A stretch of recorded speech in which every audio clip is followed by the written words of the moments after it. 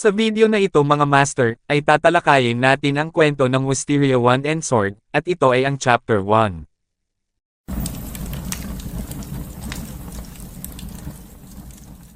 Nagsimula ang chapter sa Academy ng Rigarden Magic kung saan ang ating bida na si Will Serholt ay nag-aaral. Sinaad ng kanyang guro na kapag nag-umpisa ng umusok ang sulfur, ito ay nagiging mabisang catalyst para sa apoy. Tinawag niya ang ating bida upang papuntahin sa harapan at ipasubok sa kanya na sindihan ang catalyst gamit ang mahika. Nagulat si Will sa pagtawag sa kanya ng guro at bigla itong tumayo na ikinagulat din ng pusa na nasa kanyang tabi. Tinanong ni Will kung ano ang nais ng kanyang guro sa kanya, habang sinaad muli ang sinabi ng kanyang guro na pumunta siya sa harapan at subukang sindihan ang catalyst. Ang pangalan ng kanilang guro ay Edward Serfens, isa sa mga professor ng Rigarden Magic Academy. Napabuntong hininga si Will dahil ito na naman daw ang pinapagawa ng kanyang guro sa kanya, ngunit wala naman siyang magagawa kundi sundin ang nais ng kanilang professor. Nang makapunta na ito sa harapan, ito ay nakaramdam ng pangamba na napansin ng kanyang guro at tinanong niya kung may problema ba siya. Dagdag pa nito na ito'y isang praktikal na pagsasanay lamang. Tulad ng alam natin, ang apoy ay maaaring kontrolin gamit ang mga catalyst. Hindi naman umimik si Will at sinimulan na niya ang nais ipagawa ng kanyang professor sa kanya. Itinutok ni Will ang kanyang dalawang palad sa catalyst at binigkas ang magic word na of flames come forth. Matapos ang ilang minuto, ay nagtawanan ang kanyang mga kaklase dahil walang lumabas na mahika sa kanyang mga kamay. May ipinakita namang isang babae ang nag-aalala kay Will, at ito ay si Colette Rowell, isa ding estudyante ng Rigarden Magic Academy. Sinabi ng professor na sinong mag-aakala na isa sa estudyante ng ating academy ay hindi kayang gamitin ang isa sa mga pinakasimpleng mahika. Dagdag pa nito na tulad ng inaasahan mula sa honor student na magaling lamang sa mga pagsusulit na nakasulat. Talagang wala ka ng pag-asa pa. Napayuko na lang si Will sa kanyang narinig habang may isa namang tao ang nainas sa ginawa ni Will at ginamit niya ang kanyang wand upang gawin ang gustong mangyari ng kanilang guro sa catalyst. Nagpakawala ito ng apoy na mahika patungo sa catalyst habang sinabihan ni Edward ang lalaki na huwag basta-basta na lang kumilos ng walang pahintulot. Ang lalaki na gumamit ng salamangka ay nagngangalang Thean Ulster, isa sa mga kaklase ni Will Serholt. Humingi ng tawad si Thean sa kanilang guro at nagrason din ito na parang nahihirapan si Will sa kanyang ginagawa kaya naisip niyang tulungan ito. Habang ang catalyst ay nagliliyab, sinambit ng kanilang professor na mabuti na ring ginawa niya ito. Inilabas ni Edward ang kanyang wand at inilapit ito sa catalyst. Gumamit ito ng mahika at naglabas ng yelo upang patayin ang nagliliyab na bato. Sinaad din ito na tulad ng nakita nyo, sa mundong ito, ang mahika ang nangingibabaw sa lahat. Ang mahika ay kapangyarihan. Ang kapangyarihan ng mahika ay lakas. Ang mga mages ay mga bayani, at dito sa Magic Academy, ang talento sa mahika ang mas higit na pinapahalagahan. Ang mga walang kakayahan na may kaalaman lamang at hindi marunong gumamit ng mahika, ay hindi nababagay sa lugar na ito kung saan ipinanganak ang mga pantas. Para sa mga mangmang na humahawak sa mga pangarap na hindi naaayon sa kanila, inirerekomenda kung umalis na sa academy sa lalong madaling panahon. Nang matapos na ang kanilang klase, at habang naglalakad si Will sa labas, bakas sa kanyang mukha ang pagkalungkot, habang si Thean at ang dalawa pa nitong kaklase, ay nilapitan si Will upang insultuhin. Sinaad ni Thean na muli niyang pinatunayan ang kanyang sarili na isang kaiyahiyang nilalang. Hinawakan ni Thean ang balikat ni Will, at sinabi na narinig niya na pumunta ulit ito sa dungeon, at hindi ba daw ito nahihiya na umaani ng credit sa pagpatay ng mga mahihinang halimaw. Narinig ni Colette ang pangbubuli nila kay Will, at nilapitan niya sila upang patigilan sa pangiinsulto. Sinaad ni Thean na hindi niya naiintindihan kung bakit ang isang honor student na tulad niya ay pinakikisamahan ang kagaya niyang walang kwenta. Sinigawan ni Colette si Thean, at sinambit na si Will ay di hamak na mas mabait sa kanila, at siya ay mas higit na masipag kanino man, kaya tigilan na daw nilang insultuhan ang kanyang kaibigan.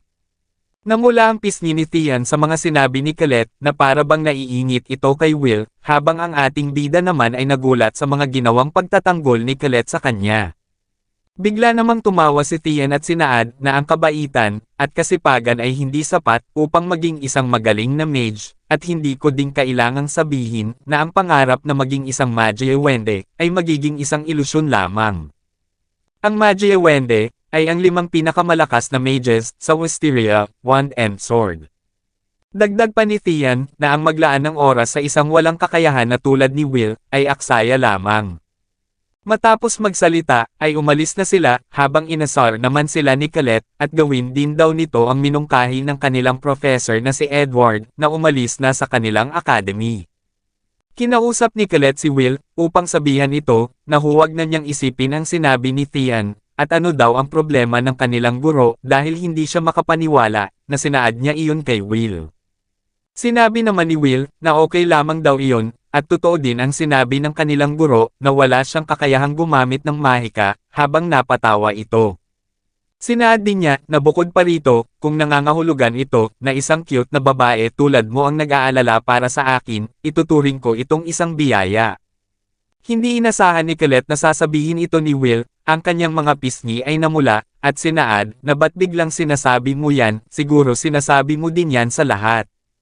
Sinambit ni Will na siya lang ang kanyang kaibigan, at bukod pa rito, ay talagang maganda siya, at wala siyang masamang ibig sabihin dito, dahil sinasabi lamang niya ang totoo. Lalong namula ang mga pisngi ni Colette, at dahil sa kilig na kanyang naramdaman, ay itinulak niya si Will, at sinaad na naiintindihan na niya daw ito, kaya tumigil na siya sa pagsasalita.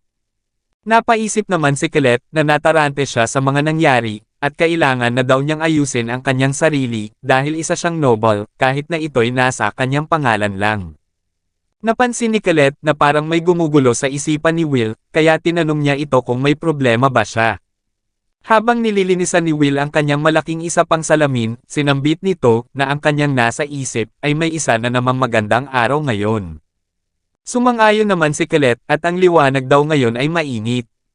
Habang pinagmamasdan nila ang liwanag na nagmumula sa kalangitan, may isang mataas na tore na nasa gitna ng kanilang syudad, at sinaad ni Will na ang malalakas na mages, ang mga Majiewende, ay pinanghahawakan din ang kalangitan ngayon. Noong unang panahon, ang sangkatauhan ay nakulong sa kadiliman na walang nakakaalam tungkol sa langit. Sinasabi na ang mundo ay nasa ilalim ng banta mula sa mga mananakop na nasa kalangitan. Ang umakyat upang labanan sila ay ang 5 mages, pinalis nila ang mga mananakop, naglunsad sila ng isang mahika upang isara ang kalangitan, at nagdulot ng kapayapaan sa mundo. Sila ang Majiewende, Supreme Five Wands. Ang titulo ng pinakamalakas ay pinasa magpa hanggang sa kasalukuyang panahon, at ito ang pinakamalaking karangalan para sa mga mages na laging pinipilit na maabot ito kahit isang beses lang sa kanilang buhay. Sinaad naman ni Colette na gusto niyang mapag-alaman na kung ang secluded Ice Princess ba ay tinitignan din sila ngayon. Sinambit ni Will na nakatingin ito sa kanyang bintana sa kalangitan, sinusulyapan niya tayo.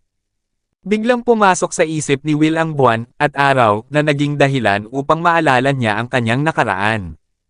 May kalarong batang babae si Will, at sinaad ng bata na may buwan at araw na nakalutang sa kalangitan. Napangiti si Will at kinausap ang batang babae, kung totoo ba ito, ang pangalan ng batang babae, ay Elfaria. Sinaad ni Elfaria na at alam mo ba, sa kabilang dulo ng langit, may maganda pang sunset. Sinasabi na ito ang nagbibigay ng maliwanag na pula sa lahat ng bagay, at ito ang pinakamagandang bagay sa mundo. Itinuro ni Elfaria ang isang nilalang na nakaguhit sa kanyang libro, at kung pupunta daw sila sa tuktok ng tore, ito ang pinakamalapit sa langit. Kung sila ay magiging isang Majiewende, baka makita nila ang sunset.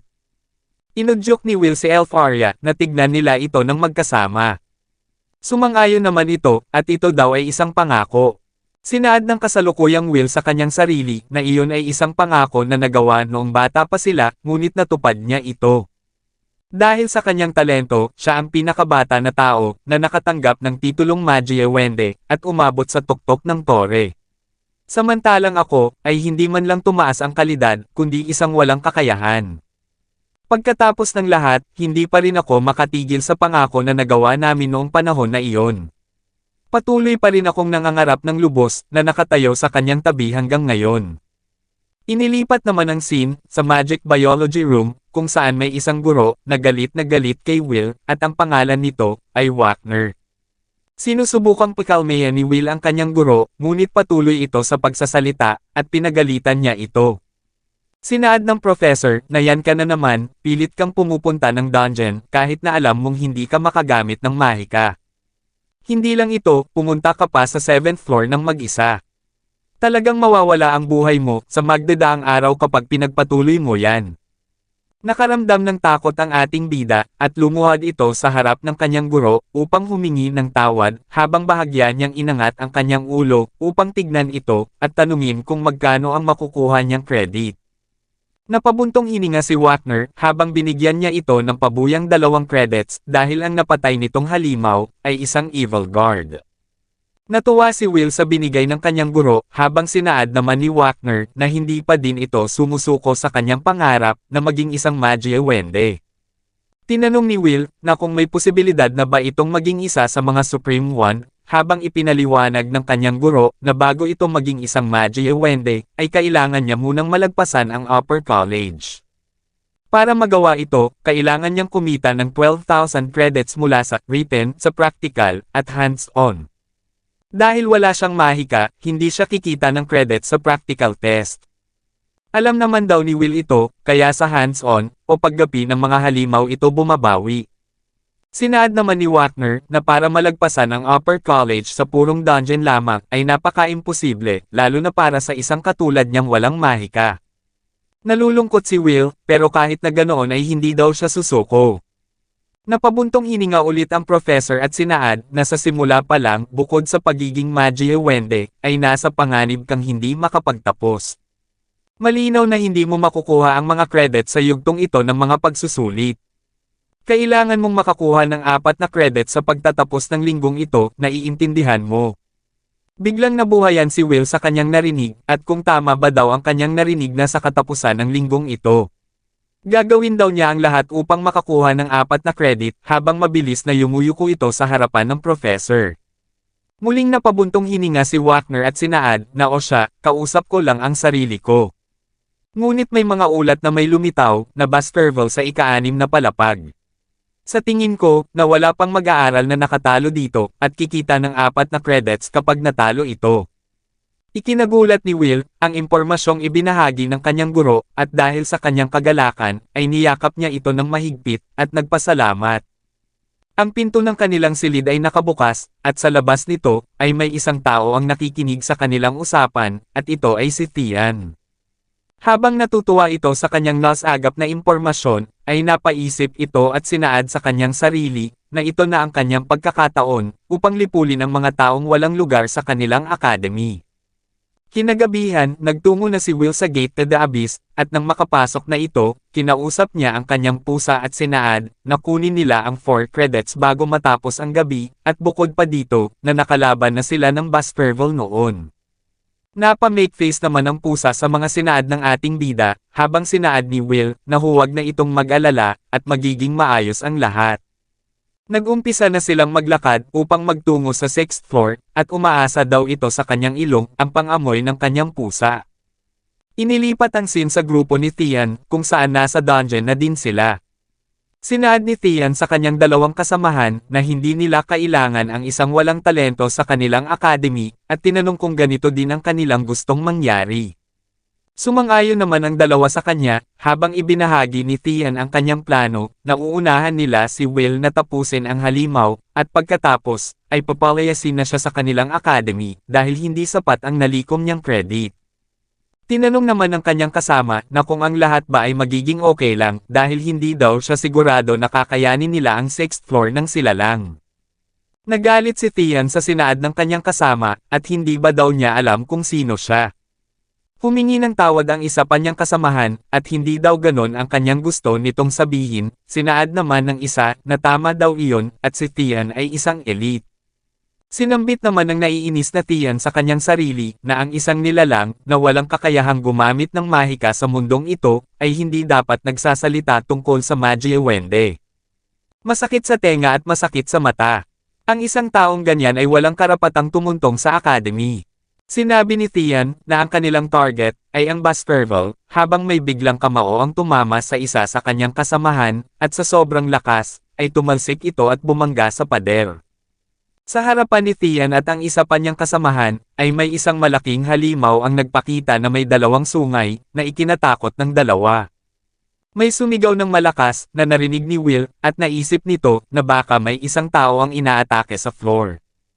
Hinanap ito ng ating bida dahil parang malapit lang daw ito sa kanya. Biglang napahinto si Will dahil nakita niya ang halimaw na umatake sa grupo ni Tian.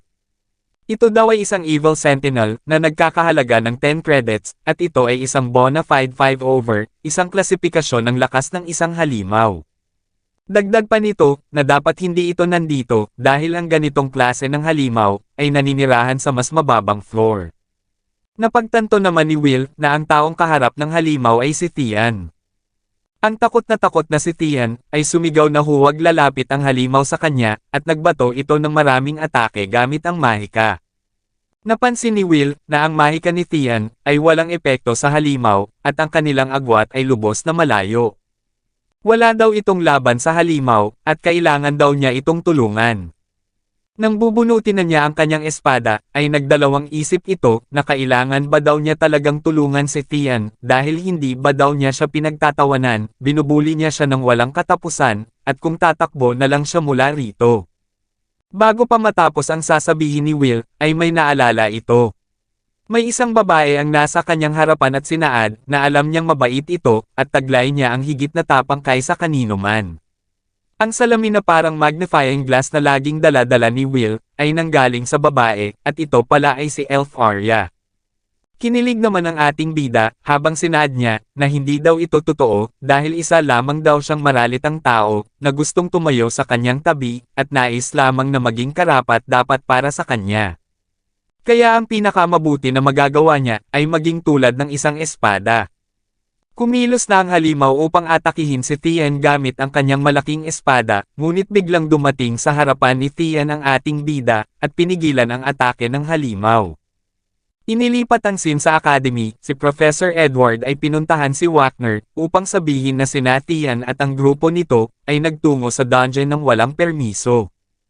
Ikinagulat naman ito ni Professor Wagner, habang patuloy na nagsalita si Edward. Mga sinumpaing inapo ng Maharlika, ang dungeon ay isang napakalaking lugar, at sinabihan niya si Wagner na utusan ang kanyang mga familiar, na hanapin sila. Sumang-ayon naman ang guro at kinuha ang maliit na kulungan na may ibon, tinanong din nito na kung anong floor ang kanilang pinuntahan. Sinabi ni Edward na nasa 6th floor ang mga ito, habang sinambit naman ni Wagner na kung ganoon ay hindi na nila kailangan ang kanyang familiar. Ginamit ni Wagner ang kanyang bolang kristal, at sinaad na nandoon si Will. Ibinalik na ang scene sa laban ni Will, kung saan patuloy na nagpapakawala ng atake ang halimaw gamit ang kanyang malaking espada. Nagagawa namang maiwasan ni Will ang lahat ng ibinabatong atake ng halimaw, na hindi inasahan ni Tian, at napatanong sa kanyang sarili, na kung si Will nga ba ito. Ang dalawang professor ng Regarden Magic Academy, ay pinapanood ang laban sa bolang kristal na inilabas ni Wagner. Nagulat si Edward sa kanyang nasasaksihan, dahil hindi niya lubos maisip, na nakakaya ni Will na harapin ang halimaw. Sinaad ni Wagner, na si Will ay hindi katulad ng karamihan, na hindi naintindihan ni Edward kung ano ang kanyang ibig sabihin. Ipinaliwanag ni Wagner ang kakayahang meron si Will, at sinaad niya kay Edward na ang uri ng kakilakilabot na lakas na hindi nakikita sa mga mages, ang tibay ng mga duwende, at ang karunungan upang maunawaan ang mga galaw ng kalaban, pagkatapos silang makita ng isang beses lamang. Totoo na si Will ay walang kakayahang gumamit ng mahika, ngunit sa mundong ito, siya ang nag-iisa at tanging mandirigma, at ang kanyang mga slashes, ay higit pa sa kidlat. Habang ipinapaliwanag ni Wagner ang abilidad ni Will, ay pinapakita ang laban ng halimaw at ng ating bida. Nabasa ni Will ang atakeng gagawin ng halimaw, na naging dahilan upang magkaroon siya ng pagkakataong atakihin ito, at nagawa niyang maputol ang kanang kamay ng halimaw, at ang malaking espada nito ay tumalsik sa kanyang likuran.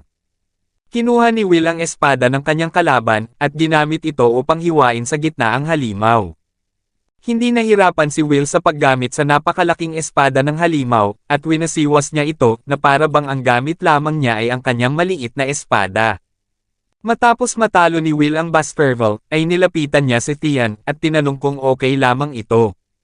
Sinambit naman ni Edward kay Wagner na pinagloloko mo ba ako dahil hindi ito maaaring mangyari, ang isang taong hindi makagamit ng mahika at nahigitin ito ay hindi umiiral.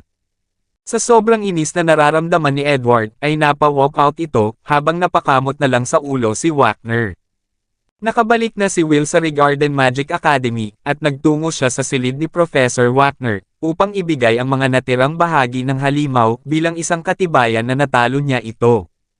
Ibinigay ni Professor Wagner ang nararapat na pabuya sa pagtalo nito sa halimaw at ito ay 10 credits na ikinatuwa ni Will at ang kanyang alagang pusa. Dito na natatapos ang unang chapter ng Wisteria Wand and Sword, at ito ang kwento ng isang batang nagpaikot ng mundo. Paki-like and follow naman po ng ating Facebook page, nasa description po yung link. Muli huwag kalimutang mag-like, comment, share at subscribe sa ating channel. Salamat!